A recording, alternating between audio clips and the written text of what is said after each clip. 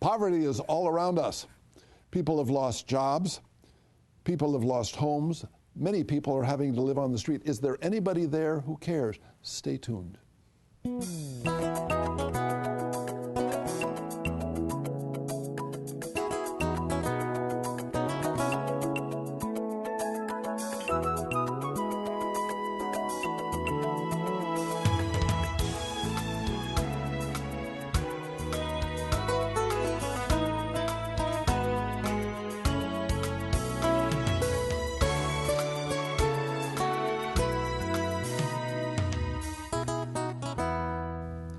Hi, my name is Father Mike Manning. Thanks very much for watching. We have a very interesting program today. I think you're going to be blessed very much by it.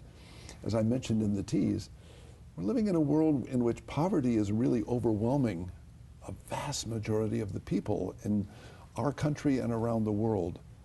The loss of jobs, the loss of homes, the loss of dignity, and so many things that we hold on to as vital to getting by can suddenly slip out. But there's a fascinating lady that the ministry has been able to make contact with. Marlene, thank you very much for being with us. Thank you, Father. You've kind of reached into a troubling situation. Rather than sitting back and polishing your nails and sipping mint juleps, you've decided to get your hands dirty and really do what you can to try to help people that are hurting in our economic difficulties. Are you with me on this? Yes, I am. Yes, we do. And I want to be thankful for that. But before I get into the ministry that you're doing that is so vital, let's get to know you a little bit more. One of the things that I think we want to know is a little bit about your faith. Could you tell us a little bit about your relationship with God as a young person, and how did that develop? What was going on? I'm a military brat. Yes, my dad was in the Air Force for 27 years. I was born in Okinawa in '64 during the Vietnam War. At that time, I was baptized by a military chaplain. We came stateside shortly after that, and I've lived in many places. How many schools did you have to go to? I think I went to a new school almost every year until my father retired. Wow. So yes, quite a bit of uprooting and moving around, and of course the saying is you learn to bloom where you're planted. Yes. So that's what we did. So in all that moving, was there, you get baptized in Okinawa, and then yes. What about your faith, though, in Well, Christ? you know, when you're military and you live on base housing, they give you two options for church, the Catholic Church or the Protestant Church.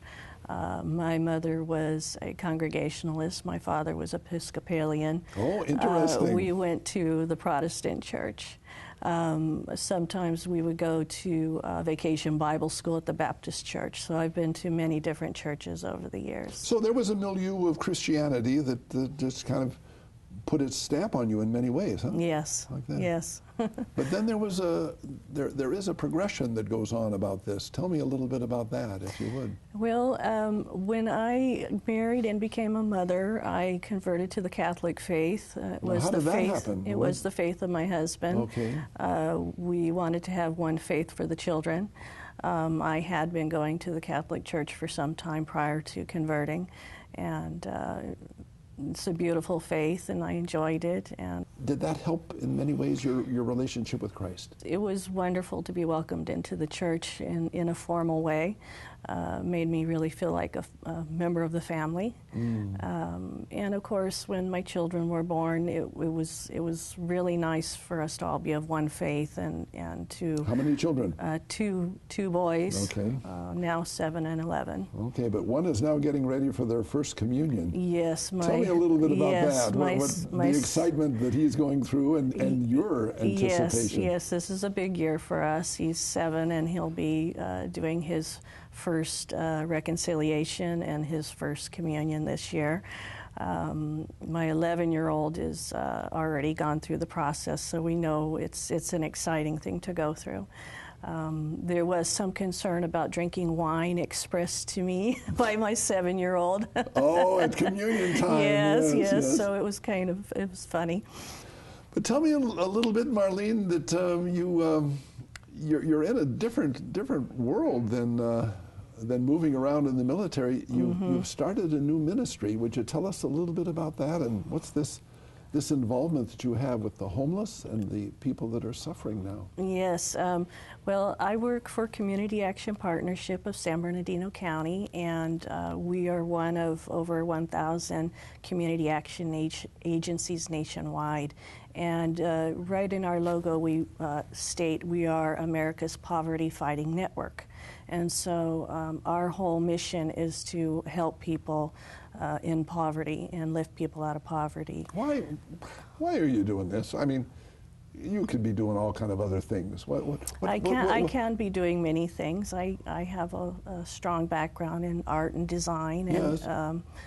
Why aren't you marketing. In the commercial world and making a whole bunch of money otherwise? Why would you want to be concentrating so much on people that are hurting? Well, I've been in this area since my dad retired, since the late 70s, and I've seen this community go through a lot.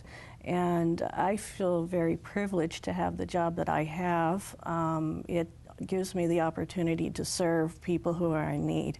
And really, money, you can't put a dollar value on what you get back in being able to serve other people.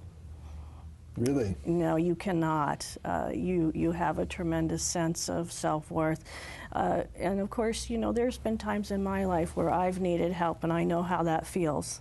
And it's hard to ask for help sometimes, and you maybe feel ashamed, or you don't have dignity. And so for me to be able to help others who are going through that is it's good for me. It makes me feel really good. You've gone through some painful times in your own life, huh? Sure. I've gone through job losses, and of course, all that entails. That'll turn your life upside down very quickly. The insecurity of that, and then the sometimes the humiliation of seeking other employment. Well, really, when you do lose a job, that can be really devastating to you as a person. Not just everything else that goes on, but your whole feeling about your confidence about yourself. So how do you get through that? You pray and ask for help, and you just keep slogging through. Yes. Yeah. One of my real goals in life is trying to experience God. I know that sounds kind of strange, doesn't it? But I want to experience God. And I want, if you would, when we come back, could you relate that challenge to not only your son receiving First Communion and even your experience of that, but also you're reaching out to people that are hurting, and we're going to get into some of the practical things that you do to do that. Mm-hmm. But I want to know about that experience, if maybe that can help us in our own relationship with God. Does that sound fair? Sure. All right. Stay tuned. We're going to be back in just a moment. Listen to this message, please.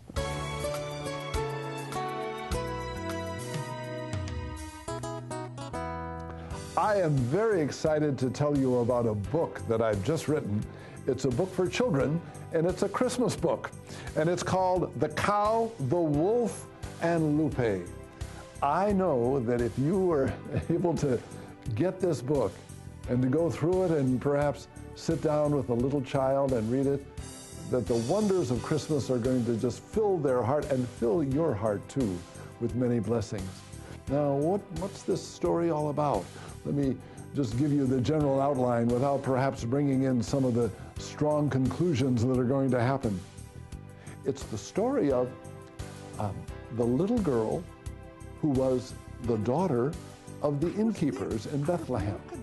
She gives her insight into just what happened.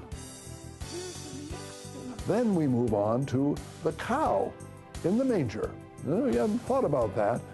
But the cow, she tells us exactly what happened on that very precious night of the Nativity.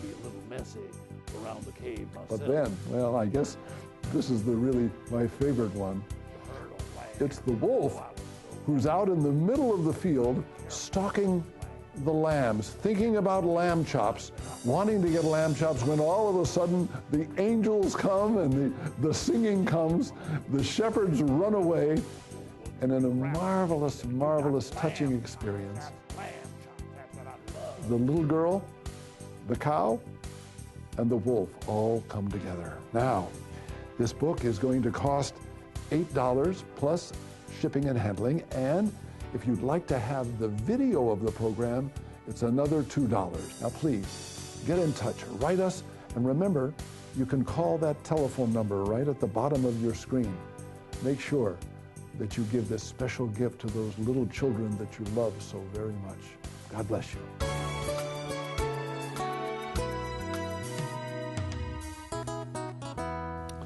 Marlene, we're talking about a life that has been filled with a lot of movement, a lot of moving in this direction and that direction. Yes. But a life that also has experienced pain and struggle. I wanted to ask, as I promised before the break, could you relate to us your experience of God?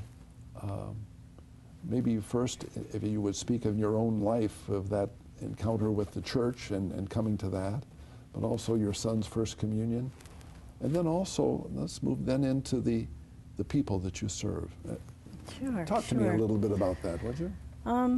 You know, when it was really interesting when I made the decision to join the Catholic Church, to officially join the church and start the process of adult initiation.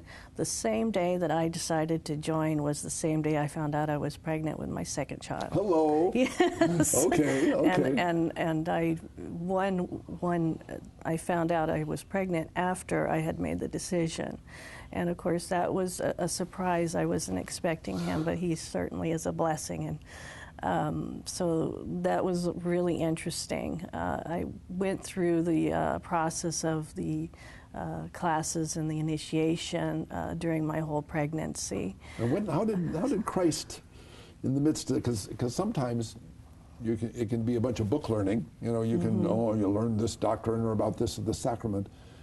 That experience of the personal relationship with Christ. Speak to me about that, would you, in relationship to this child in your womb? Well, it really was amazing that was the case, that I had made that decision to join the church, and then that shortly after that I got called by my doctor's office. Hello. So it really quite amazing. So was kind of floating around that day anyway with that new information, and then came into that class and, you know, met so many good people. My mother-in-law sponsored me, and she's a terrific lady. And it just was quite a journey going through all of those classes. There's a lot of sharing going on.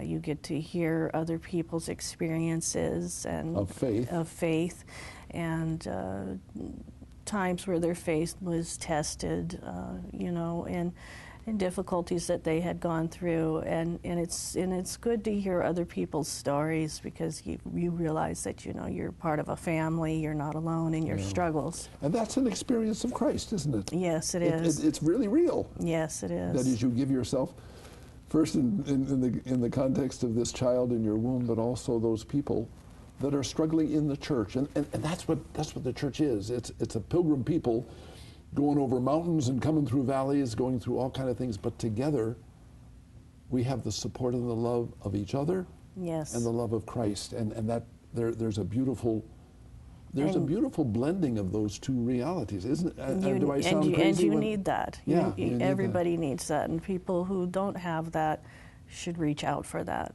because you need it. Yeah. But now, tell me a little bit about this ministry. You're part of this large national organization. Yes. Centered here in Southern California for your job. Yes. And what do you do?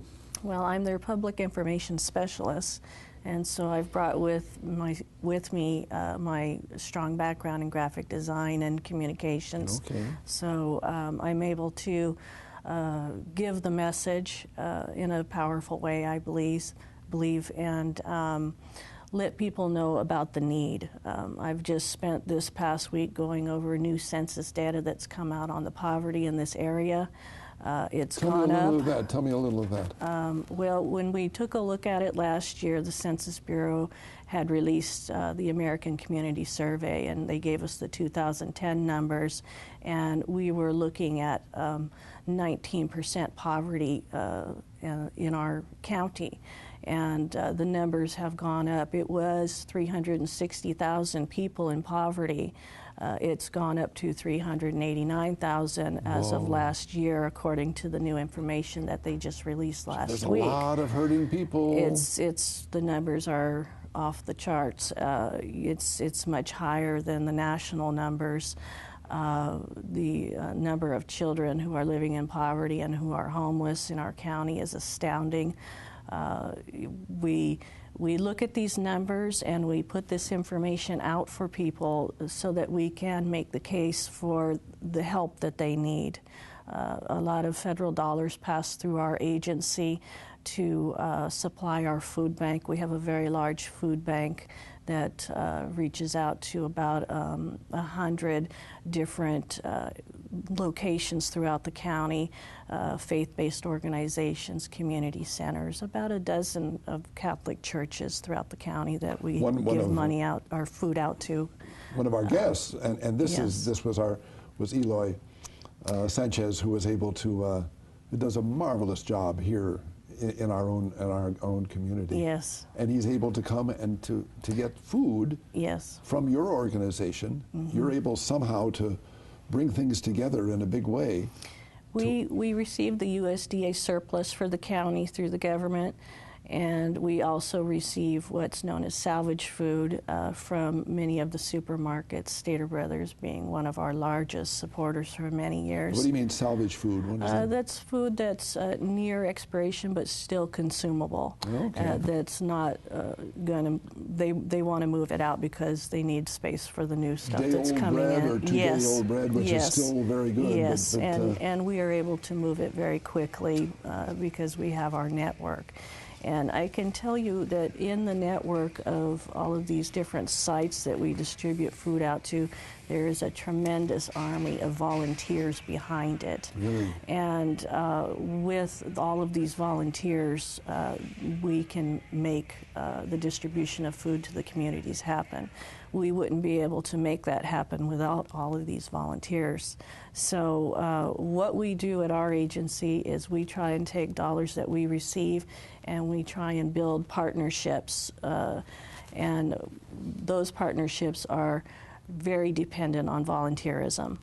And so there are a lot of good people in this county who step up and give of their time. If they can't give of their money, they give of their time. And it's just very important, and it's very inspiring to see so many people who come and give of their time. You know, this is important to hear, because a lot of times I think we're being overwhelmed with hopelessness because the situation seems so hopeless, so large and big. But what you're saying is people are not allowing that to happen. They're allowing their time and their talents to be used to make a change. Well, a lot of these people who are not working are looking for ways to spend their time. And what better way to spend some of your time than to come and give of yourself, give of your time, you know, and it could be as simple as coming and packing food in bags that need to go out. And we have so many people who come and help with that, but we need all of these people to help with that. That's beautiful. So that's beautiful. It's really wonderful to have this, we call them our army of volunteers, and they come and they do a tremendous job for us. Tell me a little bit about the people that you serve. Could you give me maybe one or two examples of some of the people that you're able to reach out to? When I ask you that question, does someone pop up in your mind right now, an image of someone that maybe has really been helped? We see, we have a lot of volunteers who come in and they'll tell us sometimes of their situations. We had a lady in our office just helping with clerical work, and she was sharing with us the struggles that she's going through. And it's really moving because she's trying very hard to stay afloat and get assistance and ask for help. And they'll often come in, and we keep a lot of tissue around our place because there's a lot of crying, really? In the difficult times. And we look for what we can do to help them. Whether it be to give them some food. Whether it be we can give them some gas cards or some clothing vouchers, or connect them with other resources. We keep in touch with all of the different social services agencies to know all of the resources. And so if we're not able to help them on the spot, we direct them somewhere where we can help them. This is encouraging to hear this, that there's something going on in a powerful way to help as we see right here in the studio or outside the studio, many homeless people. Well, we have a dedicated group of people that I work with. There's about 180 employees, and they're dedicated to helping people. And if we don't have the resources ourselves to help them, we dig around until we can try and find something. That outlet, then. Yeah. Tell me a little bit. I asked you first about your son and his first communion, and then your experience of coming into the Catholic Church and that blessing of an encounter with Christ. Is there a spiritual dimension to the work that you do as you reach out to these people, beyond filling stomachs and maybe giving people a chance to use their talents? Speak to me a little bit about that, the spiritual. Well, on so many levels, there's opportunities on so many levels every day. And I look at the big picture about what we're doing more so than you have to most do most of the the graphics. Yes, most of the workers who are dealing one-on-one. Although I do deal one-on-one occasionally, sure. But.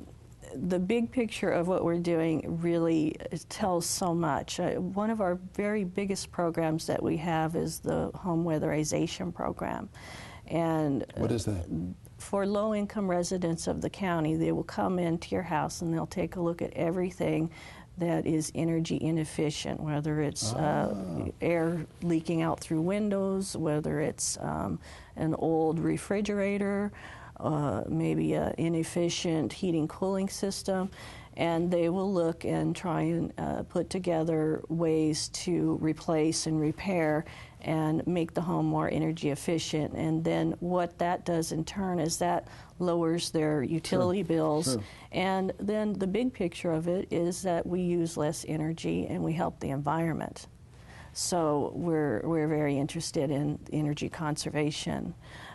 So that's another aspect of what we do. And there's a spirituality in that too. Because we're dealing with God's creation and making sure that we're taking care of that. Yes. Along with the people that are hurting. Yes, and that's this kind of work is almost it's behind the scenes work, but it's very important work. Well, God bless you. Listen, we're going to come back, and we've got all kind of people that are writing to us, that are calling us and petitioning us to pray for them. And we're going to bring in a basket filled with some of those petitions of people that have called and emailed, and we're going to pray over them. How about that? That'd be great. And I want you to listen too, because we want to pray for you whatever is going on in your life right now. Let's pray that God gives real blessing. So please stay tuned. We want to pray.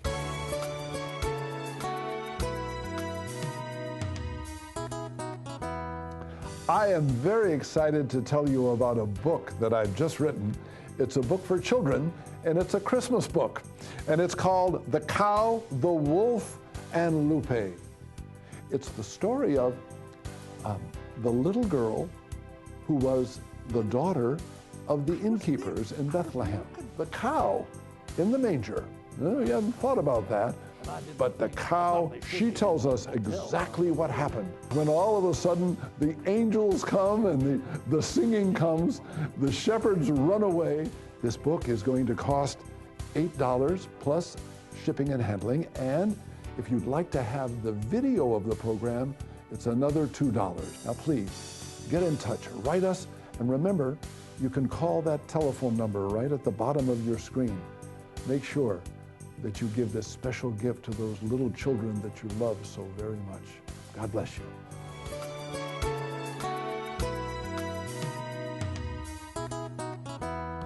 Marlene, this represents the phone calls, the emails, and all kind of ways of people trying to reach out to us, and let us know what their special intentions are, and they're asking that we pray for them. And you were mentioning, as we were just in the break, the importance of prayer, especially in the midst of all of these financial problems that are hurting people in overwhelming ways. You know, your statistics and whatnot. That prayer is a very important part of that, to believe that God answers prayer and brings about change. Yes. It's one of the ingredients, along with making sure that you get that piece of bread or you get that drink, that there are people that are going to pray for you, and that's what we want to do. Yes. Let me read just some of these. This is from Mrs. Burt from Riverside. Needs extra prayers at this time. This is all she says. This is from Chris in Arizona. Pray for my brain. I have an injury. And so there's a brain injury going on. Thelma from Florida. Finding a job badly. She needs that. She's depressed and she's upset. And, and it says rather simply, she can't handle it anymore. You know, there are a lot of people that are being pushed to the edge. Yes. You know, what they're doing from Florida. Georgia and Brenda from Ohio. Our loved one has died, and we need the Lord to strength to get through this. Wow. Yeah. Blake from Arizona. He needs Social Security, and he needs Medicare from Arizona. And here's Arlene from Texas. Has medical needs. Let me get one more here. I want to get Delia from Texas. Her daughter, Priscilla, 43, has 2 children and is struggling with alcohol, you know, to that. Let's just pray. Would you put your hands on this? And Lord, Marlene and I are praying in a very special way that you enter into the lives of not just the ones that I just read, but all the people. We thank you very much for being a God who does answer prayers. And in the midst of so many insurmountable difficulties, thank you for being a God who cares. Thank you also, Lord, as Marlene has shared with us, for the people who respond to you and use their time and are volunteering, are reaching out and trying to help the world. Lord, with you, it can change. May Jesus' love for you always make you smile.